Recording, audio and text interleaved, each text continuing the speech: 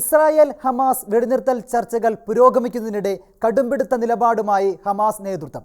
Israel സൈന്യം പൂർണ്ണമായും Gaza വിട്ടുപോകാതെ വെടിനിർത്തൽ നടപ്പിലാക്കില്ലെന്നും തങ്ങൾ നൽകിയ വ്യവസ്ഥകൾ ഇപ്പോഴും ഉറച്ചു നിൽക്കുകയാണെന്നും ഹമാസ് നേതാവ് ഇസ്മായിൽ ഹനിയ പറഞ്ഞു. ഒക്ടോബർ 7-ന് ഹമാസ് ഉൾപ്പെടെയുള്ള പലസ്തീൻ ഭീകര സംഘടനകൾ അതിർത്തി കടന്ന തെക്കൻ ഇസ്രായേലിലെ ഗ്രാമങ്ങളിലേക്ക് നുഴഞ്ഞുകയറുകയും 1200 ആളുകളെ വധിക്കുകയും 240 പേരെ തട്ടിക്കൊണ്ടുപോകുകയും ചെയ്തിരുന്നു.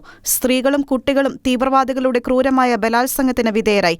തുടർന്ന് നടന്ന ഇസ്രായേൽ പ്രത്യാക്രമണത്തിൽ ഗാസയിൽ ഹമാസിന് വൻ നാശനഷ്ടങ്ങളാണ് റിപ്പോർട്ട് ചെയ്യപ്പെട്ടിട്ടുള്ളത്.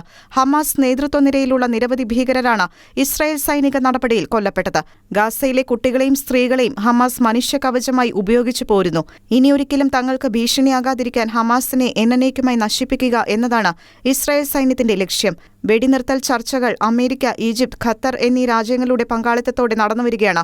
ചർച്ചകൾക്ക് അനുകൂല സമീപനമാണ് ഇസ്രായേലിന്റെ ഭാഗത്തുനിന്നും ഉണ്ടാകുന്നത്. ബന്ദികളെ മോചിപ്പിക്കുന്ന താൽക്കാലിക ഉടമ്പടികളിൽ മാത്രമേ തങ്ങൾക്ക് താൽപ്പര്യമുള്ളൂ എന്ന് ഇസ്രായേൽ വ്യക്തമാക്കുന്നു. പക്ഷേ യുദ്ധം ശാശ്വതമായി അവസാനിപ്പിക്കാനുള്ള കരാറിന്റെ ഭാഗമായി മാത്രമേ ബന്ദികളുടെ മോചനം സാധ്യമാകൂവെന്ന് ഹമാസ് പറയുന്നു. ഹമാസ് നേതാവ് ഇസ്മായിൽ ഹനിയ പറയുന്നത് ഇങ്ങനെ: ഗാസയിൽ സ്ഥിരമായ വെടിനിർത്തൽ ഉണ്ടാകണം. ഇസ്രായേൽ സൈന്യം പൂർണ്ണമായും ഗാസയിൽ നിന്നും പിൻവാങ്ങണം. കുടിയിറക്കപ്പെട്ട എല്ലാ ആളുകൾക്കും വീടുകളിലേക്ക് മടങ്ങാനുള്ള സാഹചര്യം ഒരുക്കണം. ഗാസ മുനമ്പ് പുനർനിർമ്മിക്കുകയും ഇസ്രായേൽ ജയിലുകളിൽ കഴിയുന്ന മുഴുവൻ പലസ്തീൻ തടവുകാരെയും മോചിപ്പിക്കുകയും ചെയ്യുക എന്നിവയാണ് ഹമാസ് മുന്നോട്ട് വയ്ക്കുന്ന ആവശ്യങ്ങൾ.